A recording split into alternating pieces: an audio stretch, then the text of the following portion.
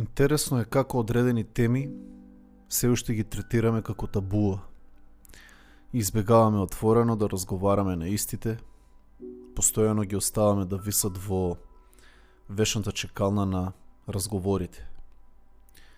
Меѓучовечките односи, интимноста, скриените страсти, например, се вткаени толку длабоко во нашите рибонуклеински киселини и нашиот генетски код, но сепак ретко размислуваме или зборуваме за нив. Добре дојдовте во Тантрум радио. Овде дзиркаме позади очигледното. Ако сте прв пат тука, слободно проверете ги претходните 3 епизоди, за да се запознаете со концептот и содржината. Необичностите, всушност, се нештата кои не прават уникатни, не прават различни, недосадни и сувопарни и откриваат најмногу за нашата култура. Без разлика дали се работи за обичен тривиален ритуал или неконвенционален обичај, нашата историја и културна анамнеза се често по-бизарни отколку што би сакале да знаеме и да си признаеме. И тоа ме води до сонот од пред некој ден. Секој од нас пред да се предаде на топлите хероински прегратки на сништата, прво прекумерно размислува за некои необјасниви, чудесни или мега абсурдни случаи. Токму таму, на лиминалната граница помеѓу скапите брендирани часовници и безвременскиот воит, кога се одјавуваме од јавето, нашиот ум, како разбесен тасмански ѓавол, создава сценарија што никако не кореспондираат со логиката на будниот свет. Знаете за што зборувам? За нелогичните флешбекови од некои олимписки пијанчења од средно или за време на факултет, или за кавгите со вашите бивши и контрааргументите што не ви текнале тогаш, затоа што адреналинот ви го замрзнал рациото, па сега доаѓаат како непоканети гости. Ова е доста чест феномен и психолозите го викаат духот на спиралните скали. Тоа најдобро го има опишано мојот именјак Кирил Чајковски. Во песната ја чувам ноќта од будните, мега хитот од 9-тиот албум на Лепи Сол, каде што рефренот го завршува со стиховите: на вистинските зборови секогаш ќе се сетам прекасно и одговорот го знам кога ќе останам сам. Но оваа ноќ нешто беше различно. Наместо да се задржам во тие безопасни и забавни лабиринти, мојот ум реши да фати остра кривина кон канализацијата на несвесното, во мистичните полиња на сонот. Но ова не беше еден од оние соништа во кои што сме најаки и супериорно си ги лечиме утките од јавето, туку од оние што би го натерали самиот Фројд да повлече линија, да го извади својот нотес и да повлече уште една линија, но овој пат со молив, а не на нос.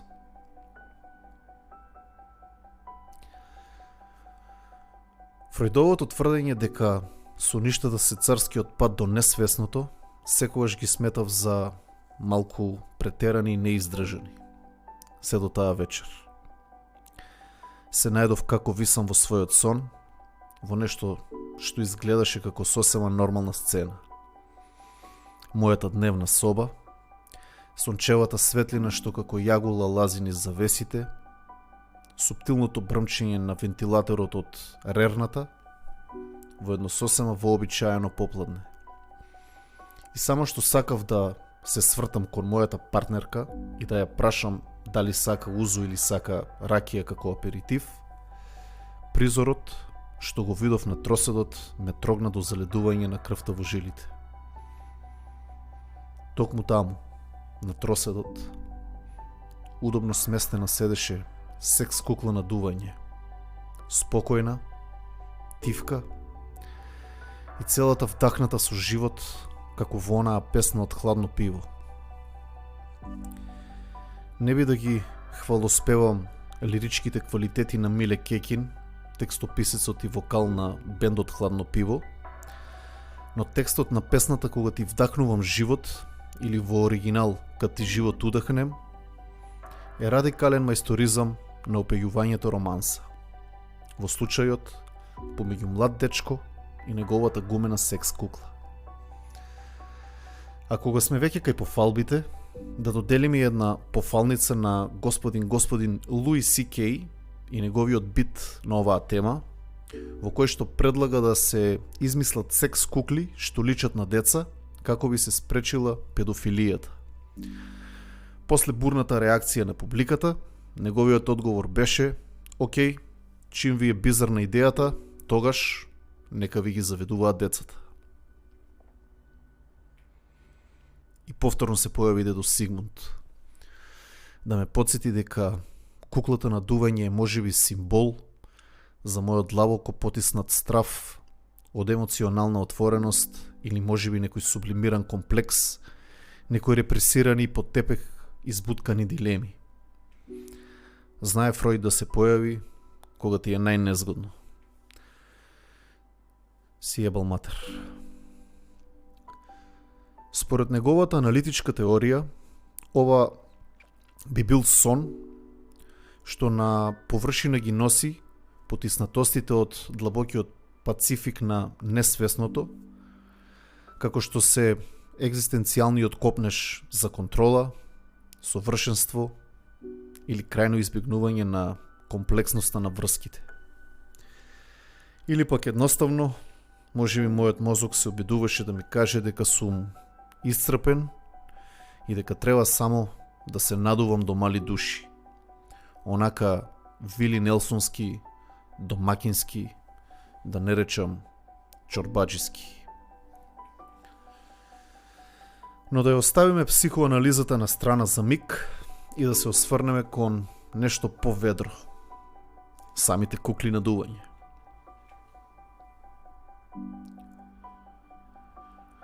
Пред да продолжам, сакам да ја поздравам екипата од off.net.mk,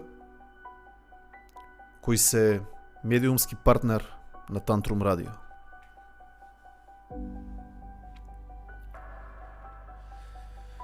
Океј, за да се расониме од сонот, денес ќе нурнеме длабоко во чудното потекло на секс куклата на дување, следејќи ја нејзината историја преку војни, индустриализација и културни промени.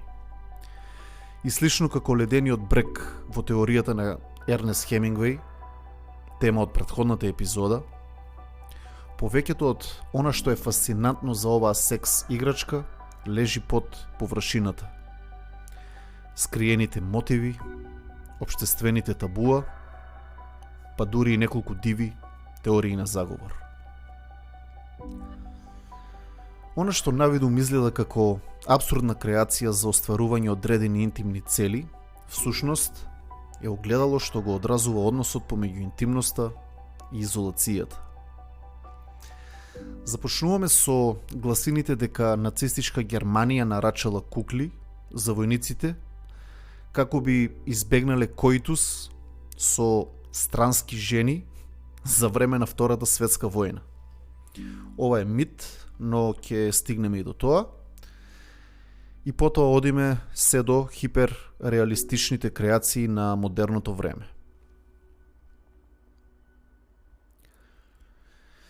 Историјата на секс куклата на дување наводно започнува за време на Втора светска војна и овде кружат гласини дека нацистичка Германија ги дизајнирала за да ги спречи сексуалните апетити на нивните војници, држики ги подалеку од болести и мешање со неариевки. Сепак, како и повеќето митови што произлегуваат за време на војна, и за ово има малку конкретни докази. Според оваа урбана легенда, Хајнрих Химлер, стопанот на СС говедата, наредил да се направат кукли наречени Боргилд, кои ќе им служат како први придружнички на германските војници на фронтот. Ова е приказна која често се појавува низ историските дискусии, но останува во голема мера шпекулативна. Кога за прв пат биле представени на глобално ниво, на секс куклите не им бил препишан ниту еден пронаоѓач, веројатно поради ултра скандалозната природа на самиот изум.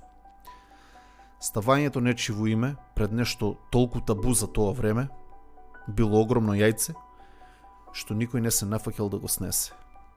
Значи, изумителот е анонимец.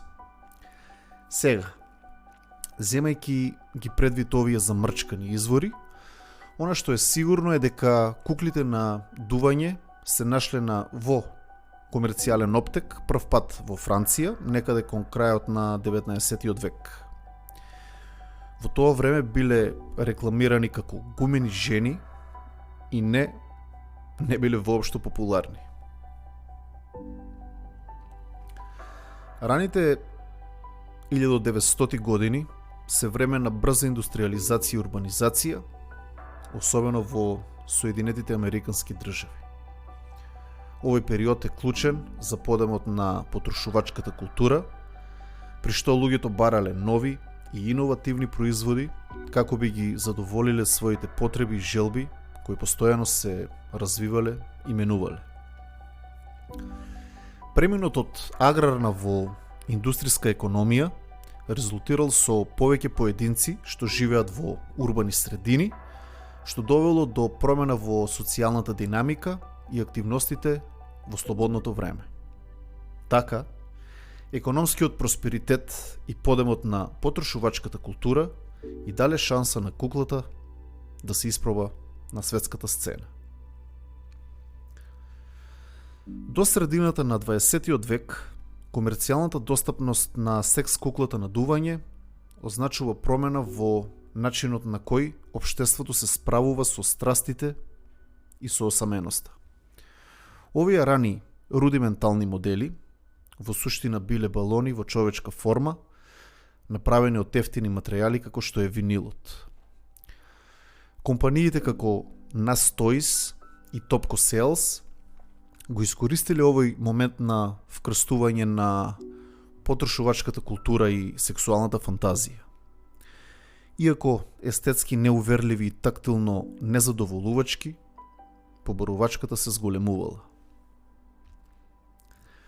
Овие кукли се претвориле во нешто повеќе од новитет. Тие представувале промена во комодификацијата на меѓучовечките односи. Иако на раните модели им недостигала прифинетоста, тие создале простор каде желбата, практичноста и технологијата ќе се спојат на начин кој подосна ќе обликува модерната верзија. Во оваа ера, куклите биле заштитници на еден вид социјален договор каде што емоционалната комплексност на реалните односи може да се замени со објект кој не бара ништо и го дава само она што е проектирано врз него.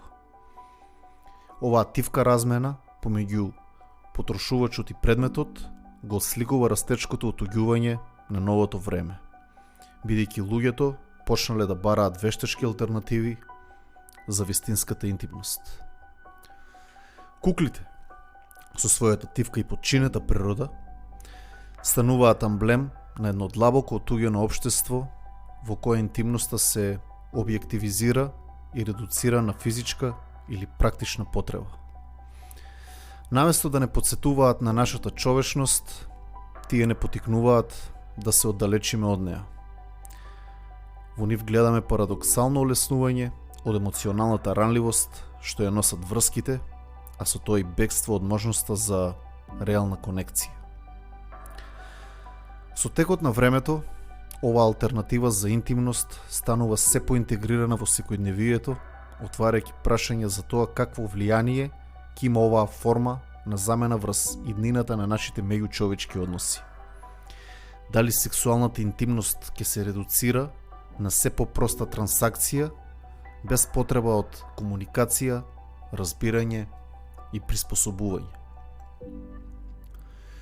Дали со ваквите избори всушност создаваме култура која го негира самото значење на интимноста и се стреми кон некој вид на осамен комфор во кој нашите лични потреби и фантазии стануваат поважни од релацијата со другиот. Куклите на дување на некој начин ја отелотворуваат нашата неспособност или можеби неволност да се соочиме со комплексноста на човечките врски.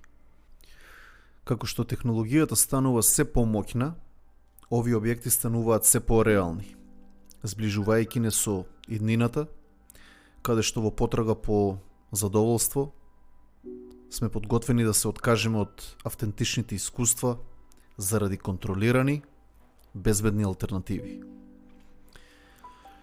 Во тоа лежи дилемата на нашето време. Дали создаваме поудомен свет или едноставно градиме свет во кој сме сами изолирани, задоволни само со сопствените идеализирани проекции.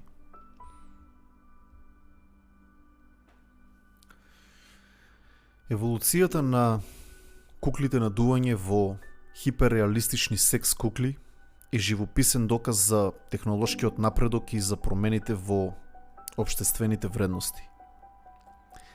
Денешните кукли, создадени од висококвалитетен силикон, прецизно го имитираат изгледот и текстурата на човечката кожа, пренесувајќи еден морничав реализам во секој детал. Сложените црти на лицето, фино обработената коса и реалистичната телесна структура ги прави овие кукли вознемирувачки живи, артефакти кои можат да чинат илјадници долари, сведочејќи за човечката потрага по безпрекорна илузија на интимност. Но можеби највисокиот скок во нивната еволуција е инкорпорирањето на вештачката интелигенција, која додава нова, речиси непозната димензија на овие објекти. Паметните кукли на денешницата се способни за ограничен разговор, симулирани движења, па дури основни изрази на лицето. Со тоа, тие на свој начин ја размачкуваат границата меѓу предметот и придружникот, предизвикувајќи ги традиционалните поеми за конекција и интимност. Она што порано можеше да се отврли како обичен објект на физичко задоволство, сега наликува на нешто што дава илузија на емоционална интеракција, развој што истовремено предизвикува восхит и немир во светот на модерната технологија. Подемот на овие хиперреалистични кукли не е само технолошка новина, туку и огледало на пошироките социокултурни промени. Во време кога индивидуализмот и дигиталната изолација се на врвот, многумина наоѓаат утеха во вештачки врски, без разлика дали тие се остваруваат преку интернет интеракции, виртуелни светови или уреди кои симулираат емоции. Хиперреалистичната секс кукла, опремена со вештачка интелигенција, станува физичка манифестација на оваа потреба, понудена како одговор на зголемената отуѓеност и осаменост во модерното општество. Повеќе не се работи само за физичко задоволство, се работи за пополнување на емоционалните празнини, создадени од фрагментираните, одцепени општествени животи. Во ера кога осаменоста е речиси епидемија, овие кукли нудат контроверзно решение за потребата од човечка поврзаност. Но зошто обстојуваат? Дали тие се огледало на општественото пропаѓање или само уште еден обид на човештвото за поврзување? Овој пат без ризиците кои ги носат вистинските релации. Ако ги погледнеме низ призма на психоаналитичката интерпретација, би можеле да заклучиме дека тие се современ фетиш за контрола, измешан со длабоката вознемиреност од меѓучовечките односи, стравот од одбивањето, од недоразбирањето, од губењето на себе заради другиот. Во свет каде што изразувањето на вистинската емоционална ранливост станува реткост, секс куклите нудат безбедна, но илузорна форма на интимност. Форма која не бара компромиси, не поставува прашања и не отвара простор за разочарување. Сепак, додека технолошкиот напредок ја прави оваа илузија се пореална, мораме да се запрашаме кои се долгорочните последици. Што значи ова за способноста да се биде вистински човек? Дали сме на пат да создадеме свет во кој взаимната емпатија и поддршка ќе станат излишни, заменети со безпрекорно интелигентни објекти кои не разбираат само онолку колку што сме ги испрограмирале да не разберат? Дали овие кукли ја потикнуваат нашата осаменост или ни нудат бегство од неја? И конечно, дали оваа интимност во која човекот игра главна и единствена улога е навистина исполнувачка или е само привид? Секој од овие прашања останува да лебдат во празнината, чекајќи одговор кој можеби никогаш нема да пристигне. Доколку ти се допадна оваа епизода, слободно сподели ја со пријатели, со непријатели, комшии, роднини, колеги. Остави коментар, остави забелешка. А доколку сакаш финансиски да ја поддржиш содржината, во опис имаш линк до PayPal. Почасти ме пиво, кафе, антибиотик, хелекс, колку сакаш и колку можеш.